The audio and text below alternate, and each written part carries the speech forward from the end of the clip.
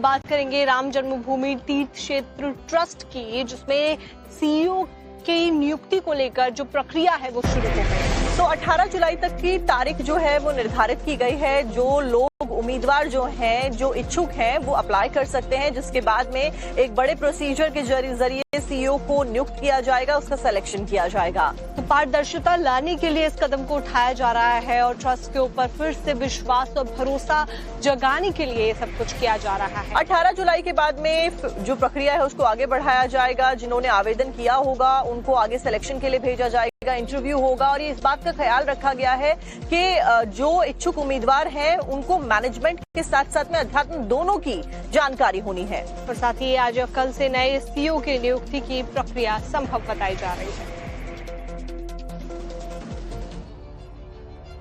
अयोध्या श्री राम जन्मभूमि तीर्थ क्षेत्र ट्रस्ट में नए सीईओ की नियुक्ति की प्रक्रिया शुरू हो गई है। इसके लिए बनाई गई सर्च कमेटी की पहली बैठक शनिवार को हुई, जिसमें आवेदन की योग्यता और चयन के नियम तय किए गए हैं। उम्मीदवार का ग्रेजुएट होना अनिवार्य होगा, साथ ही एडमिनिस्ट्रेशन या फाइनेंस के क्षेत्र में कम से कम 20 साल का अनुभव होना भी बेहद जरूरी है। मंदिर प्रबंधन का पुराना अनुभव रखने वाले लोगों को चयन में प्राथमिकता दी जाएगी। इसके अलावा मुख्य शर्त यह है कि आवेदन करने वाला व्यक्ति हिंदू धर्म से होना चाहिए। ट्रस्ट 1 महीने के भीतर नए सीईओ का चयन करने की कोशिश में है। मीटिंग में retired justice Pramod Kohli, retired lieutenant general Vishnukant Chaturvedi और श्री साईं बाबा संस्थान ट्रस्ट के पूर्व अध्यक्ष सुरेश हावड़े शामिल रहे। इच्छुक उम्मीदवार 18 जुलाई तक आवेदन कर सकेंगे। आवेदन ईमेल के जरिए लिए जाएंगे। इसके लिए अलग से ईमेल आईडी तैयार की जा रही है। आवेदन मिलने के बाद समिति सभी योग्य उम्मीदवारों के साथ चर्चा करेगी, फिर अंतिम नाम पर फैसला लिया जाएगा। नए सीईओ की नियुक्ति शुरुआत में 3 साल के लिए की जाएगी। चयनित व्यक्ति को अयोध्या में रहकर ही अपनी जिम्मेदारियां निभानी होंगी। प्रक्रिया को सुचारू रूप से आगे बढ़ाने के लिए समिति ने एक सचिव नियुक्त करने का भी फैसला किया है। इस बीच कल की पीठाधीश्वर आचार्य प्रमोद कृष्णम का बड़ा बयान सामने आया। प्रमोद कृष्णम ने ट्रस्ट के सभी पदाधिकारियों से नैतिकता के आधार पर इस्तीफा देने की मांग कर दी है। देखिए, श्री राम जन्मभूमि मंदिर के अंदर जो हुआ है वो उससे हिंदुओं की आस्था और हिंदुओं के विश्वास और हिंदुओं की श्रद्धा को ठेस लगी है। एक महापाप हुआ है और श्री राम जन्मभूमि ट्रस्ट के सामने एक बहुत बड़ी चुनौती है इस ट्रस्ट को दोबारा से कायम करने की। तो मुझे लगता है कि श्री राम जन्मभूमि ट्रस्ट के सभी पदाधिकारियों को नैतिकता के आधार पर इस्तीफा दे देना चाहिए, क्योंकि 2 व्यक्तियों का इस्तीफा होना और बाकी का नहीं होना ये लोगों के गले नहीं उतर रहा है। तो श्री राम जन्मभूमि ट्रस्ट को अग्नि परीक्षा देनी चाहिए। एक तरफ राम जन्मभूमि तीर्थ क्षेत्र ट्रस्ट के नए सीईओ के लिए कार्यवाही की प्रक्रिया शुरू हो गई, वहीं चढ़ावा चोरी मामले में राज्य सरकार फुल एक्शन में है। पुलिस और एसआईटी दोनों की जांच जारी है।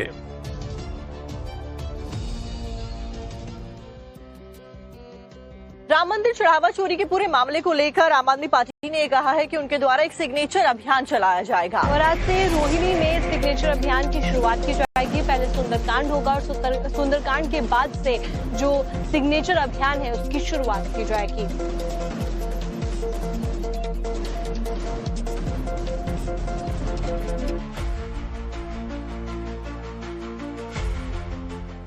राम मंदिर में चढ़ावा चोरी का मामला भले ही समाजवादी पार्टी के अध्यक्ष अखिलेश यादव ने उठाया हो, लेकिन इसका पॉलिटिकल माइलेज लेने में आम आदमी पार्टी सबसे आगे आ गई है। आपके राष्ट्रीय संयोजक अरविंद केजरीवाल ने इसको लेकर देशव्यापी अभियान चलाने का ऐलान कर दिया, जिसका शंखनाद वो देश की राजधानी दिल्ली से करने जा रहे हैं। आवाज उठानी पड़ेगी, प्रभु की शरण में जाना होगा।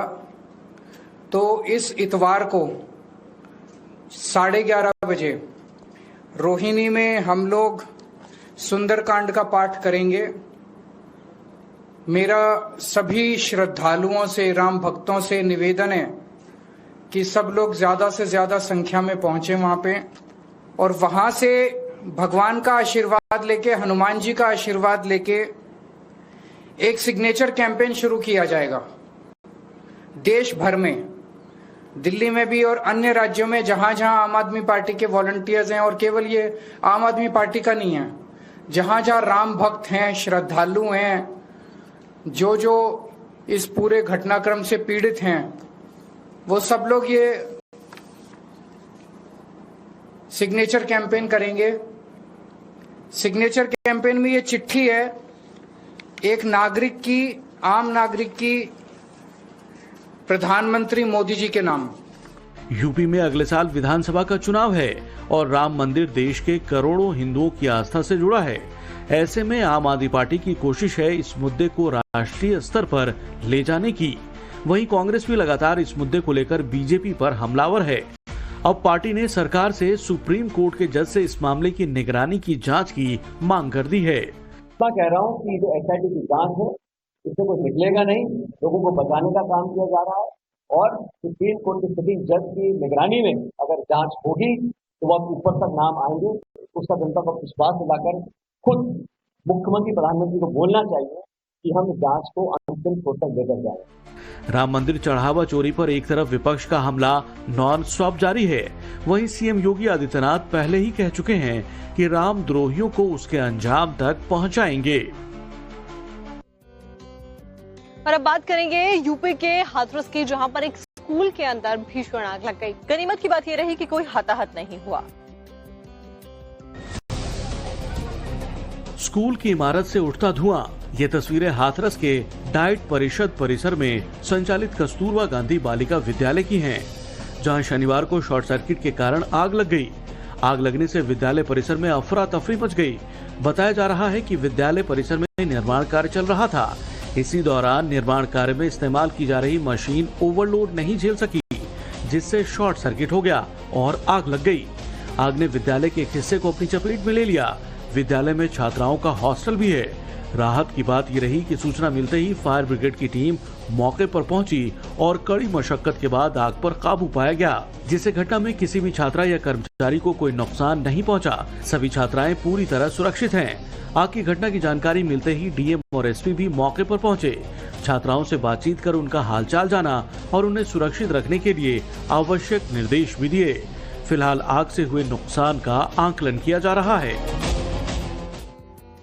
और इस वक्त की बड़ी खबर का रुख करेंगे। राम मंदिर चढ़ावा चोरी के मामले को लेकर फिलहाल जो कार्रवाई है उसको आगे बढ़ाया जा रहा है। वहीं आपको बता दें कि इस पूरी कार्रवाई के बीच में सियासत गरमाती हुई नजर आ रही है। अखिलेश यादव की तरफ से जो सनातन को लेकर अटैक किया गया, उस पर योगी आदित्यनाथ हो या फिर दोनों डिप्टी सीएम, उनकी तरफ से ट्रिपल अटैक किया गया है। आपको दिखाते हैं। समाजवादी पार्टी के बारे में तो कहना ही क्या है, इनका तो इतिहास राम भक्तों के खून से सना हुआ है। इन्होंने भारत की विरासत का अपमान किया है, भारत की आस्था को सदैव अपमानित करने का कार्य किया है। याद करिए कैसे लोग, जब समाजवादी पार्टी की सरकार थी और कांग्रेस की सरकारें हुआ करती थी, कैसे दंगे होते थे, पर्व और त्योहारों को कैसे लोग प्रतिबंधित करते थे, कैसे कांवड़ यात्रा को रोकते थे, कैसे भारत की आस्था को अपमानित करने का काम करते थे। लेकिन आज जब डबल इंजन की भारतीय जनता पार्टी की सरकार मोदी जी के नेतृत्व में विरासत का भी सम्मान कर रही है। रामद्रोहियों का परिवार है, राम भक्तों का खून बहाने वाला परिवार है और श्री राम जन्मभूमि चढ़ावे के मामले में जो भी कोई शिकायत है उस पर एसआईटी जांच कर रही है, पुलिस कार्रवाई कर रही है। उसमें अखिलेश यादव जी को बोलने का नैतिक अधिकार नहीं। सपा सही मायने में नमाजवाद। समाजवादी पार्टी के लोग ये बहुरूपीय हैं और गांव में कहावत कही जाती है, रंगे सियार। ये केवल वोट की पॉलिटिक्स के कारण तरह तरह की बयानबाजी सनातन धर्म को लेकर के कर रहे हैं। आप इनसे पूछिए, यदि वास्तव में लोहिया जी के ये अनुयायी हैं, लोहिया जी की जो विचारधारा है, लोहिया जी के जो कार्य हैं, क्या उनको इन्होंने आगे बढ़ाने का काम किया है? लोहिया जी रामायण मेला लगाते थे और ये तो प्रभु रामलला के दर्शन भी करने नहीं गए। ये केवल तुष्टीकरण की पॉलिटिक्स करते हैं और केवल मुस्लिमों का वोट हासिल करने के लिए प्रभु रामलला के निहत्थे भक्तों पर इनकी पार्टी की सरकार के रिजीम में गोलियां चली और लगातार अयोध्या धाम पर हमले करते रहते हैं। इनका काम सिर्फ सनातन संस्कृति को क्षति पहुंचाना है। उत्तर प्रदेश की राजनीति से जुड़ी हुई खबर आपको बताते हैं। मंत्री ओपी राजभर ने अखिलेश यादव की संपत्ति को लेकर कई बड़े और गंभीर आरोप लगाए हैं। दरअसल ओपी राजभर ने कह दिया है अखिलेश यादव ने 900 करोड़ रुपए की संपत्ति को जुटाया है और जो दावे ओपी राजभर के द्वारा अखिलेश यादव के ऊपर किए गए हैं वो कैसे सनसनीखेज है, डिटेल के साथ आपको बताते हैं।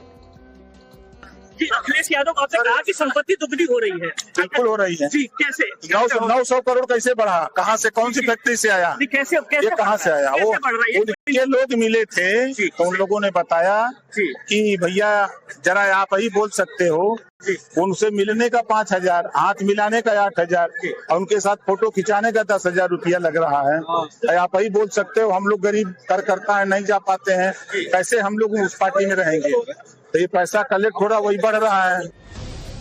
ये सनसनीखेज आरोप योगी सरकार में पंचायती राज मंत्री ओम प्रकाश राजभर ने बलिया में मीडिया से बातचीत के दौरान लगाया। ये लगातार दूसरा दिन है जब ओपी राजभर ने अखिलेश यादव की संपत्ति को लेकर बड़े आरोप लगाए हैं। लेकिन जब पत्रकारों ने जांच की बात कही तो राजभर ने चुप्पी साध ली और कहा कि सब कुछ जनता के सामने है। समाजवादी पार्टी के अध्यक्ष पर हमला करने में कल की पीठाधीश्वर आचार्य प्रमोद कृष्णम भी पीछे नहीं है। प्रमोद कृष्णम ने अखिलेश यादव के सनातन ही समाजवाद है वाले बयान पर तीखा पलटवार किया। अखिलेश यादव कहते हैं कि समाजवाद ही सनातन है, सनातन ही समाजवाद है, जबकि अखिलेश यादव जी का नमाजवाद ही समाजवाद है।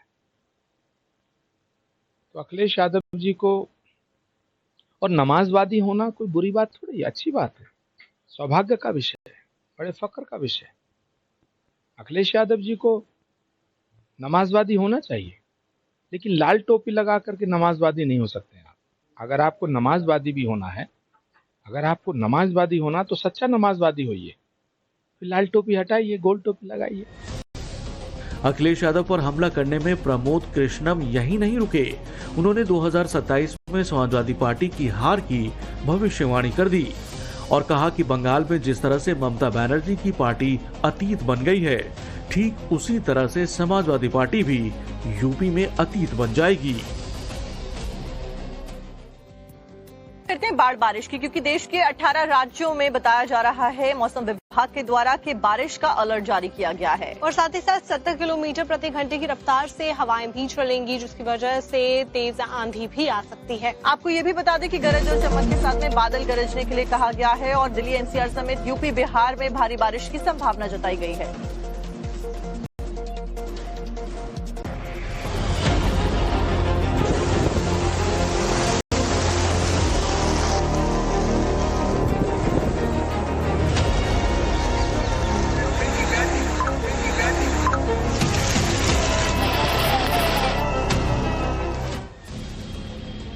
देश भर में मानसून पूरी तरह एक्टिव बना हुआ है। कई इलाकों में लगातार बारिश हो रही है, लेकिन ऐसा लग रहा है कि मानसून ने देश भर में एक बार फिर रफ्तार पकड़ ली है, क्योंकि मौसम विभाग ने दिल्ली, यूपी समेत 18 राज्यों में भारी बारिश, तेज आंधी और बिजली कड़कने की चेतावनी जारी की है। मौसम विभाग के मुताबिक अगले 15 घंटे के अंदर कई स्थानों पर 70 किलोमीटर प्रति घंटे तक की रफ्तार से तेज हवाएं चल सकती हैं। आईएमडी के अलर्ट के मुताबिक उत्तर प्रदेश, बिहार, दिल्ली, हरियाणा, पंजाब, हिमाचल प्रदेश, उत्तराखंड, जम्मू कश्मीर, झारखंड, पश्चिम बंगाल, ओडिशा, मध्य प्रदेश, छत्तीसगढ़, असम, त्रिपुरा, कर्नाटक, केरलम और आंध्र प्रदेश में भारी बारिश, गरज चमक और तेज हवाएं चलने की आशंका है। माना जा रहा है कि जहां एक तरफ नॉर्थ इंडिया के अधिकतर राज्यों में भारी बारिश का दौर जारी रहेगा, जबकि ईस्ट और सेंट्रल भारत में भी बिजली कड़कड़ाने के साथ काले बादल छाए रहेंगे। वहीं पहाड़ी इलाकों में भूस्खलन और सड़क बंद होने जैसी स्थितियां पैदा हो सकती हैं और समुद्री इलाकों में मछुआरों को समुद्र में न जाने की सलाह दी गई है और किसानों से खराब मौसम के दौरान खुले खेतों में काम करने से बचने की अपील की गई है।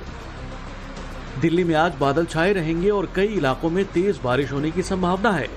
इस दौरान 65 से 70 किलोमीटर प्रति घंटे की रफ्तार से तेज हवाएं चल सकती हैं और मैक्सिमम टेम्परेचर 36 डिग्री सेल्सियस और मिनिमम टेम्परेचर 28 डिग्री सेल्सियस रहने का अनुमान है।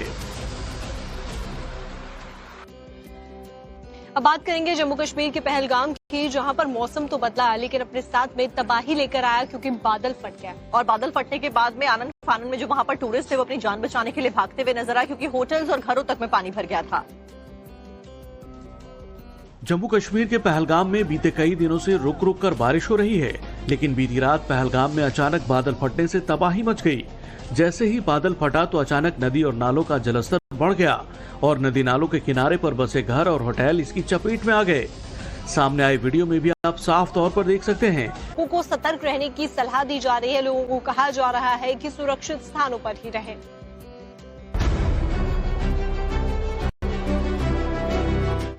हिमाचल की राजधानी शिमला में लगातार बारिश हो रही है, जिसकी वजह से जगह जगह पर लैंडस्लाइड का भी सिलसिला जारी है। शनिवार को भी शिमला के रिझाना इलाके में भयंकर लैंडस्लाइड हुई, जिससे आसपास के लोग काफी सहम गए हैं। दरअसल रिझाना में पहाड़ी से अचानक भूस्खलन हुआ, जिससे पूरे इलाके में हड़कंप मच गया क्योंकि पहाड़ से बड़े बड़े बोल्डर सड़क किनारे खड़ी गाड़ियों पर आ गिरे।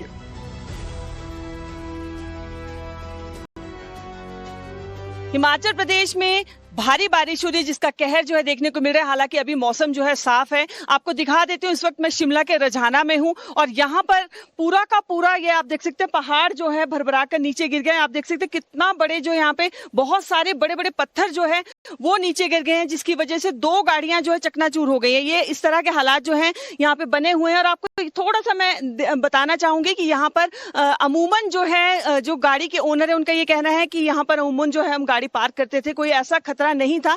लेकिन जिस तरह बारिश हो रही है और प्रशासन बार बार जो है इत्तला करता है, एडवाइजरी जारी की जाती है कि आप जो है गाड़ियां भी सेफर जगह पर पार्क करें, क्योंकि कब जो है पहाड़ भरभरा कर नीचे गिर जाए इसका कोई पता नहीं है। आप यहाँ भी देख सकते हैं किस तरह जो है गाड़ियां किस तरह पूरी की पूरे पहाड़ जो है नीचे भरभरा कर नीचे गिर गया। बड़े बड़े पत्थर जो है वो गाड़ी पर गिर गए और पूरी गाड़ी जो है चकनाचूर हो गई। तो इस तरह के हालात जो है हिमाचल में बने हुए हैं। और साथ में आपको ये भी बता दें कि मौसम विभाग की अगर हम बात करें तो आज भी हिमाचल में कई इलाकों के लिए जो है येलो अलर्ट जारी किया गया है, जिसमें कांगड़ा, कुल्लू, मंडी, शिमला, सोलन, सिरमौर है, उसके लिए भी जो है येलो अलर्ट जारी किया गया है और साथ में एडवाइजरी जारी की गई है। वहीं उत्तराखंड में कुदरत का सबसे भीषण प्रहार देखने को मिला है। लगातार हो रही मूसलाधार बारिश की वजह से जगह जगह लैंडस्लाइड्स हो रही है। पहाड़ी दरकने की वजह से प्रदेश के 3 मेन नेशनल हाईवे समेत 120 से ज्यादा सड़कें पूरी तरह बंद हो गई हैं। सबसे खराब हालात उत्तरकाशी के सयाना चट्टी में देखने को मिली, जहां लैंडस्लाइड के कारण यमुनोत्री नेशनल हाईवे का लगभग 100 मीटर का हिस्सा भरभरा कर ढह गया और नदी में समा गया।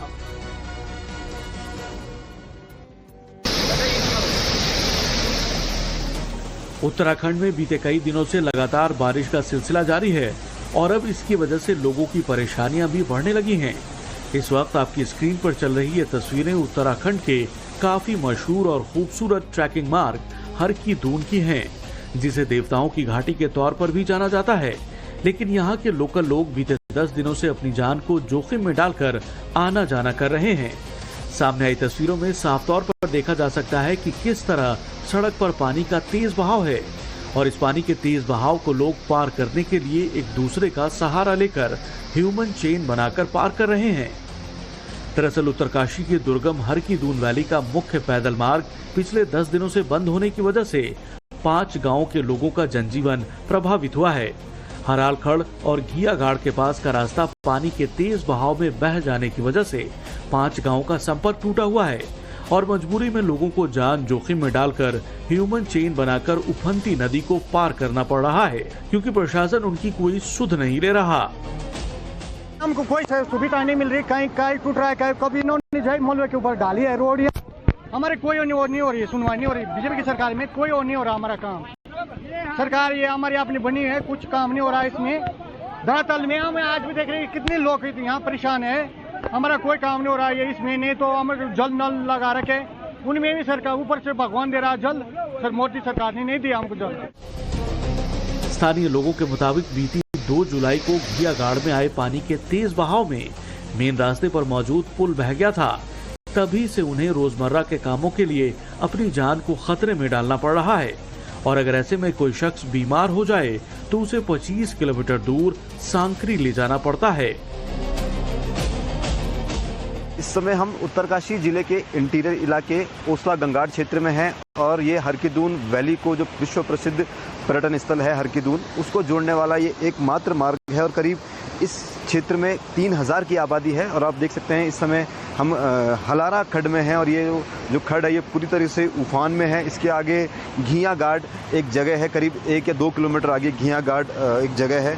वहाँ पे भी पूरी तरीके से जो गाड है वो अपने उफान पे है। वहाँ पे जो लोग हैं, आप विजुअल में देख सकते हैं, वहाँ पे जो लोग हैं वो मानव श्रृंखला बनाकर एक दूसरे का हाथ पकड़कर उस गार्ड को पार कर रहे हैं। करीब ये 3000 की जो आबादी है उसकी आवाजाही इसी मार्ग से होती है। और सबसे जो मुख्य जो दिक्कत है वो है स्वास्थ्य की। तो स्वास्थ्य के लिए ये लोग निर्भर हैं सांकरी में, जहाँ पे जो सामुदायिक स्वास्थ्य केंद्र है वहाँ पे ये लोग निर्भर हैं। और इस समय बरसात के मौसम में कुछ भी अगर दिक्कतें होती है तो मजबूरन जो ग्रामीण हैं उनको इसी मार्ग से और एक दूसरे का सहारा बनकर इस मार्ग पर आवाजाही करने को ये लोग मजबूर हैं।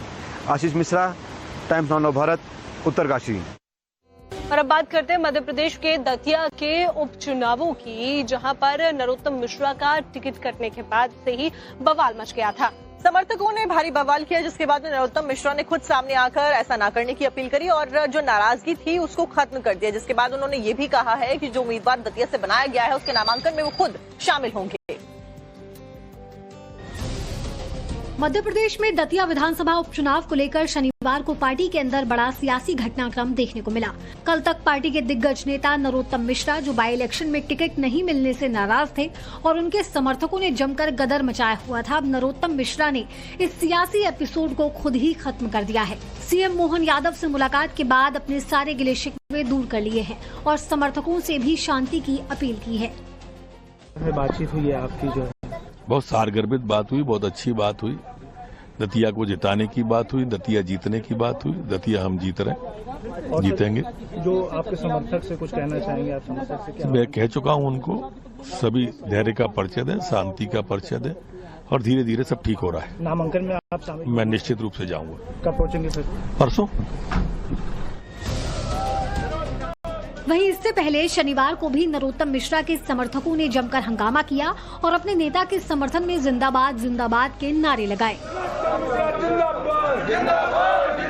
इस बीच उद्धव गुट के नेता ने नरोत्तम मिश्रा पर सियासी पासा फेंका और नरोत्तम को उद्धव की पार्टी से चुनाव लड़ने का ऑफर दे दिया। हमारे राज्य प्रमुख सुनील शर्मा की राष्ट्रीय नेतृत्व से चर्चा हुई है और राष्ट्रीय नेतृत्व ने कहा है कि अगर नरोत्तम जी मिश्रा शिवसेना यूबीटी के प्लेटफॉर्म पर चुनाव लड़ना चाहते हैं तो शिवसेना अपना मशाल के निशान पर उन्हें चुनाव लड़ाने के लिए तैयार है, जिसमें स्वयं उद्धव साहब ठाकरे, आदित्य साहब ठाकरे, अनिल देसाई साहब, संजय राउत साहब, जितने भी राष्ट्रीय नेता हैं इस चुनाव प्रचार में आने के लिए तैयार हैं।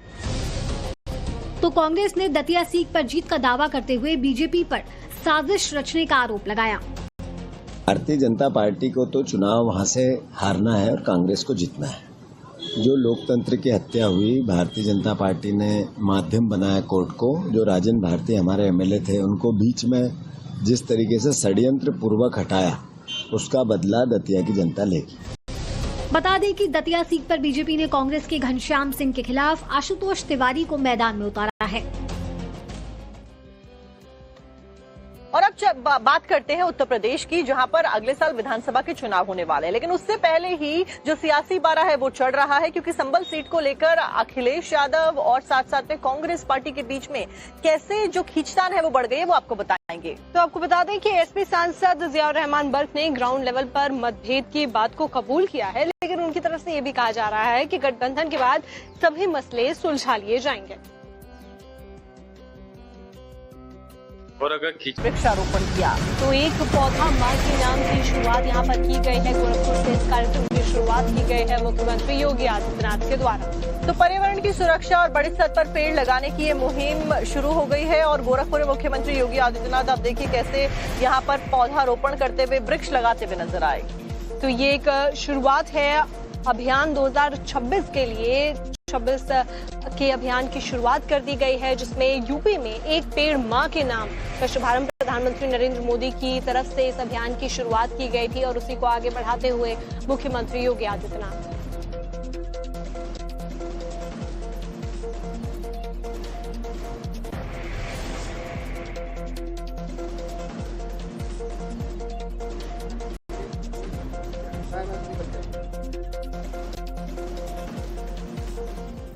और अब बात कर लेते हैं जम्मू कश्मीर की, जहां पर मुख्यमंत्री उमर अब्दुल्ला ने बीजेपी के ऊपर पार्टी तोड़ने के आरोप लगाए हैं। और उमर अब्दुल्ला के इस बयान के सामने आने के बाद में जम्मू कश्मीर की सियासत चरम पर पहुंच गई है। बीजेपी सबूत कैसे मांग रही है, आपको दिखाते हैं।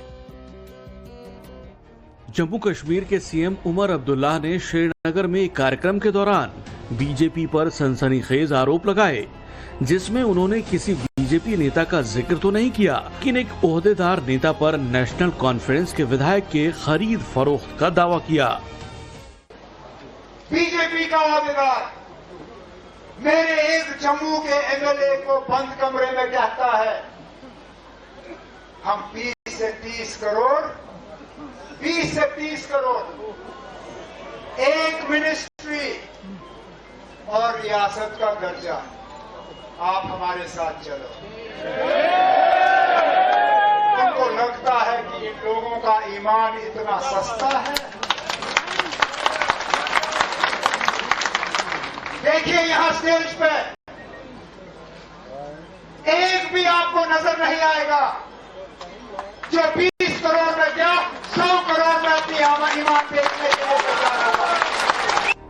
सीएम उमर अब्दुल्ला का ये बयान जैसे ही सामने आया, जम्मू कश्मीर से लेकर दिल्ली तक राजनीतिक गलियारों में उबाल आ गया। बीजेपी ने उमर अब्दुल्ला पर जम्मू कश्मीर में नाकामी का आरोप लगाते हुए विधायकों को तोड़ने पर सबूत देने की मांग कर दी।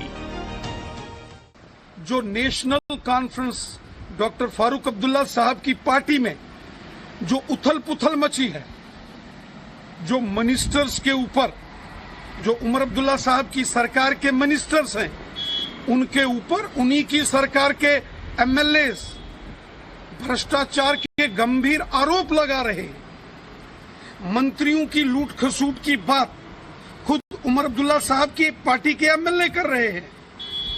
नेशनल कॉन्फ्रेंस में जो जबरदस्त हंगामा उठा है नेशनल कॉन्फ्रेंस के मंत्रियों के खिलाफ, शायद उस भ्रष्टाचार से ध्यान भटकाने की ये कोशिश है कि जम्मू कश्मीर में अपनी सरकार की अक्षमता, अकर्मण्यता और कुशासन को छिपाने के लिए और इन मुद्दों से ध्यान भटकाने के लिए इस प्रकार का अनर्गल आरोप जम्मू कश्मीर के मुख्यमंत्री श्री उमर अब्दुल्ला जी ने लगाया है।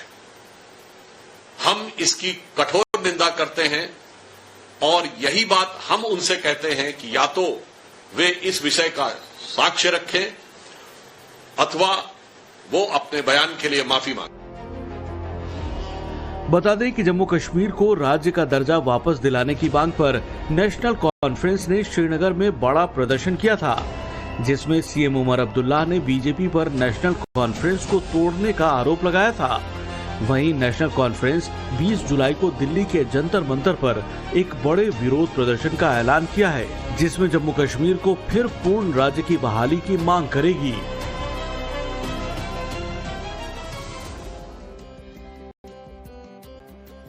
पिछले 12 वर्षों में आपने कई राजनीतिक मंचों से हिंदू एकजुटता की बात सुनी होगी, लेकिन क्या ये महज बातें हैं या फिर मंचों से दिए जाने वाली कही गई केवल एक मिसाल? बीते दिनों जो प्रधानमंत्री नरेंद्र मोदी इंडोनेशिया के दौरे पर मौजूद रहे, तब वहां पर जो ऐतिहासिक मंदिर दिखाई दिया, जिसकी चर्चा एक बार फिर से होती हुई नजर आई, उसके बाद में ये कहा जा रहा है और सवाल किया जा रहा है आखिरकार सनातन संस्कृति का इतिहास कहां तक रहा है और कितना रहा है।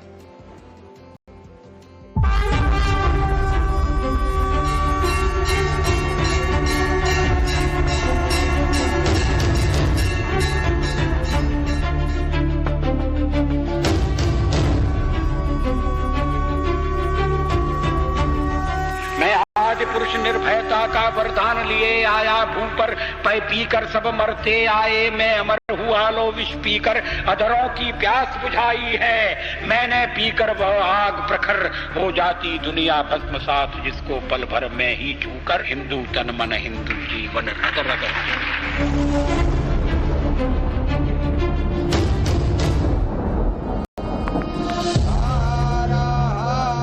दुनिया की सबसे प्राचीन सभ्यता की आस्था और समर्पण से भरी एक पवित्र यात्रा 9 दिन पार कर चुकी है। महादेव के 2 लाख से ज्यादा भक्तों ने पवित्र अमरनाथ गुफा में बाबा बर्फानी के दर्शन किए।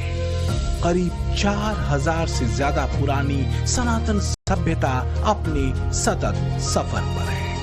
वो सभ्यता जिसने सैकड़ों प्रहार सहे, वो संस्कृति जिसे मिटाने की बारंबार साजिशें हुई, वो सनातन दर्शन जिसने मानवता को सबसे ऊपर रखा लेकिन घोर अमानवीय सत्ताओं की यातनाओं को सहा।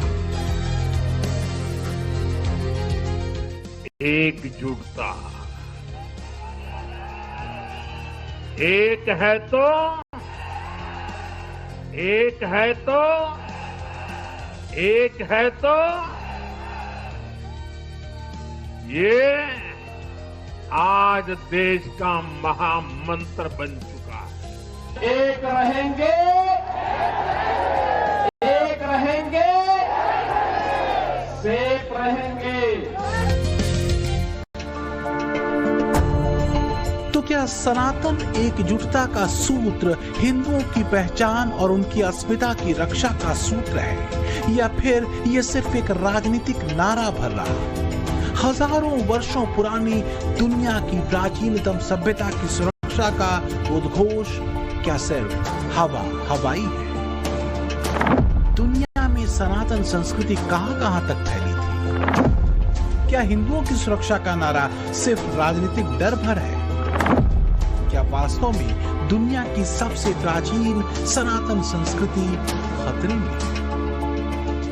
मध्य प्रदेश के टीकमगढ़ में मिले 10 फीट लंबे जम्बू द्वीप के रहस्यमयी और दुर्लभ नक्शे ने प्राचीन भारतीय सभ्यता और उसकी सीमाओं के विस्तार के बारे में बताया। तो एक बार फिर सवाल खड़े हुए कि क्या इतिहास का कोई सबक हिंदुओं के लिए है?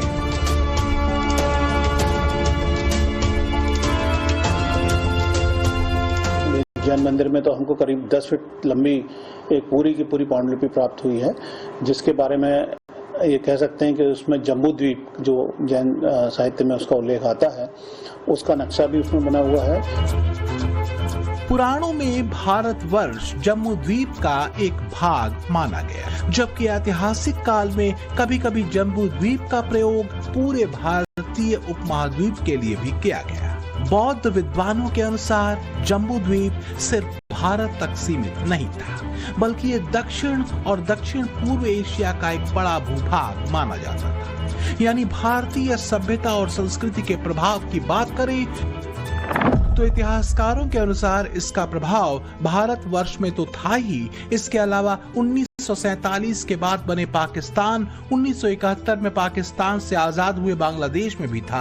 इसके साथ ही Nepal, Bhutan, Sri Lanka, Afghanistan, Tibet, Myanmar, Thailand, Laos, Cambodia, Vietnam, Malaysia, Singapore, Indonesia, खासकर जावा, बाली और सुमात्रा में, और ब्रुनोई से लेकर मालदीव तक था। इन देशों में हिंदू संस्कृति का प्रभाव अलग अलग रूपों में दिखाई देता है। संस्कृत भाषा, रामायण महाभारत की परंपरा, मंदिरों की वास्तुकला, राजकीय उपाधियां, धार्मिक दर्शन, कला, साहित्य और प्रशासनिक परंपराओं के रूप में इसके अंश आज भी दिखते हैं। टीकमगढ़ से प्राचीन भारतीय भूगोल को दर्शाने वाला 10 फीट लंबा जम्बूद्वीप का रहस्यमय नक्शा मिला। पन्ना के प्रसिद्ध श्री राम जानकी मंदिर से रीतिकाल के प्रतिष्ठित महाकवि केशव दास द्वारा वर्ष 1591 ईस्वी में रचित रसिक प्रिया की मूल हस्तलिखित पांडुलिपि प्राप्त हुई। तो वहीं बुरहानपुर से 220 वर्ष पुराना हस्तलिखित और 20 फीट लंबा प्राचीन श्रीमद् भागवत पुराण ग्रंथ मिला है। ये इसमें संवत 1862 लगभग 220 वर्ष यह प्राचीन है।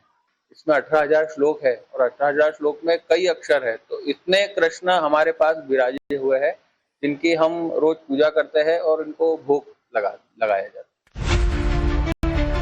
कड़वा सच ये है कि जम्बूद्वीप के जिस सनातन संस्कृति ने अपनी अलग अलग दर्शन, परंपराओं और पंथों के साथ दुनिया के एक बड़े भूभाग तक बिना तलवार के जोर और बर्बर नरसंहारों के सिर्फ शांति सद्भाव के सूत्र से विस्तार लिया था, आज वही सनातन संस्कृति और सभ्यता सिमट कर सिर्फ भारत के राजनीतिक नक्शे तक सीमित हो गई।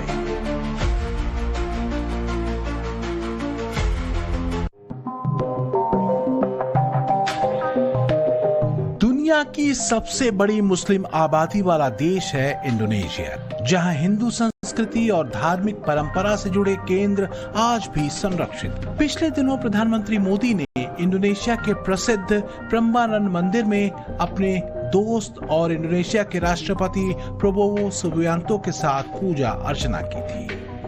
प्राचीन भारत की उस सनातन संस्कृति के सूत्र को इंडोनेशियन प्रेसिडेंट प्रबोवो भी मानते हैं। तभी तो उन्होंने जो कहा उसने भारत के साथ इंडोनेशिया के सांस्कृतिक डोर को स्पर्श कर लिया। Just before I made my state visit to India, I had what is called a genome sequencing test, and I found out I had Indian DNA. Bharat Indonesia संबंधों का डीएनए उन संतों और बौद्ध भिक्षुओं से बना है जिन्होंने ज्ञान को सीमाओं में नहीं बांधा। यह डीएनए को उन कलाकारों ने गढ़ा है जिन्होंने रामायण और महाभारत को अपनी अपनी भाषा में जिया, लेकिन उनकी आत्मा को एक ही रखा। करीब 1000 साल पुराने हिंदू मंदिर में पीएम मोदी ने पूजा अर्चना की। ये मंदिर भगवान शिव, भगवान विष्णु और भगवान ब्रह्मा को समर्पित। हेलीकॉप्टर से भव्य और दिव्य दिख रहे इस मंदिर की सुंदर छवि को पीएम मोदी ने सोशल मीडिया पर शेयर करते हुए लिखा, भव्य प्रम्बानन मंदिर। प्रम्बानन मंदिर इंडोनेशिया का सबसे बड़ा और कंबोडिया के अंकोर वाट के बाद पूरे दक्षिण पूर्व एशिया का दूसरा सबसे बड़ा हिंदू मंदिर परिसर है। आज यहां पर आकर के करीब करीब 1000-1200 साल पुराना ब्रह्मा, विष्णु, महेश इन यादों को साथ जुड़ी हुई एक हमारी सांस्कृतिक विरासत का पुनरुद्धार और उसका रिनोवेशन का काम, उसका प्रारंभ करने का सौभाग्य भी मुझे मिला। मैं अपने आप में बहुत बड़ा भाग्यशाली मानता हूं। मेरे लिए बहुत सुखद अनुभव रहा। तो सिमटते सिमटते हिंदू संस्कृति कहां तक पहुंच गई और क्यों? क्या सनातन संस्कृति और विस्तार को कमतर बताने का षड्यंत्र आजादी के बाद के इतिहासकारों ने भी रचा? क्या सनातन की सहिष्णुता और सर्वधर्म समभाव की पवित्र धारा को ही एक सॉफ्ट हथियार के तौर पर सनातनियों के विरुद्ध ही कथित सेकुलर लॉबी ने इस्तेमाल किया? क्या उठा करके देखिए, जब भी हम बटे थे तो कटे थे।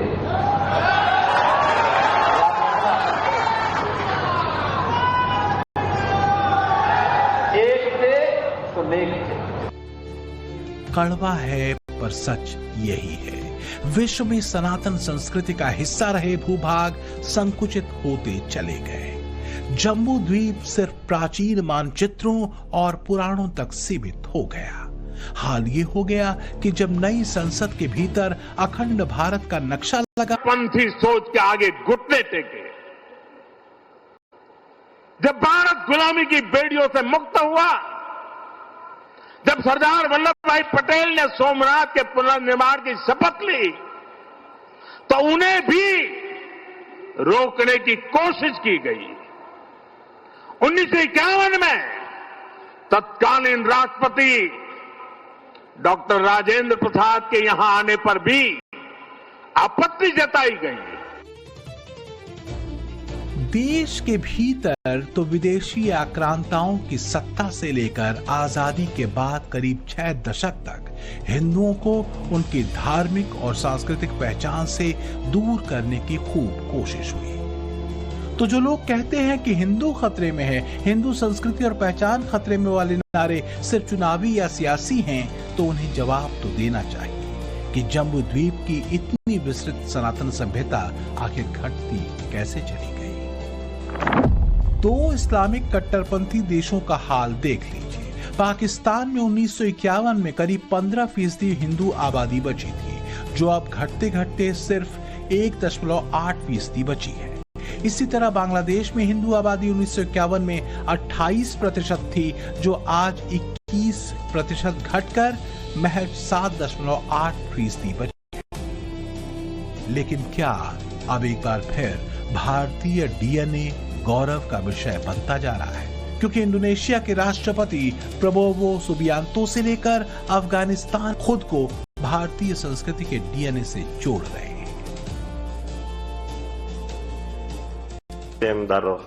ये भारत की मेरी पहली यात्रा है। भारत पहुंचने के पहले ही दिन से मुझे भारत सरकार, विदेश मंत्री और जिन भी लोगों से मैं मिला, उन सभी ने बहुत गर्मजोशी से स्वागत किया। ऐसा लगता है जैसे मैं अपने ही लोगों के बीच में हूं। ये अपने ही देश जैसा लगता है और हमारा डीएनए एक ही है। To India.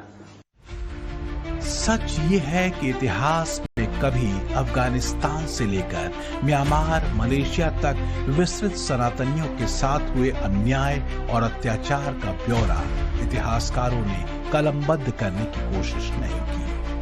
हिंदू पुराणों, विज्ञान और वेद और दूसरे ग्रंथों को संरक्षित करने के प्रयास तक नहीं किए।